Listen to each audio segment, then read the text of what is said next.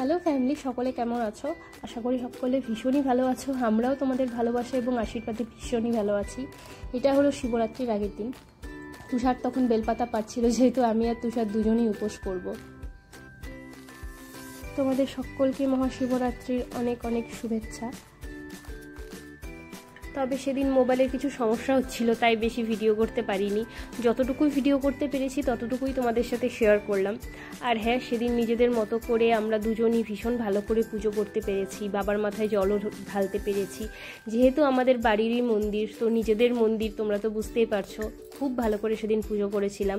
যাই হোক, আজকের ভিডিওটা এই পর্যন্তই থাকলো। দেখা হচ্ছে আবার অন্য কোনো ভিডিওতে। ততক্ষণের জন্য তোমরা ভালো থেকো, সুস্থ থেকো, নিজেদের যত্ন নিও। টাটা।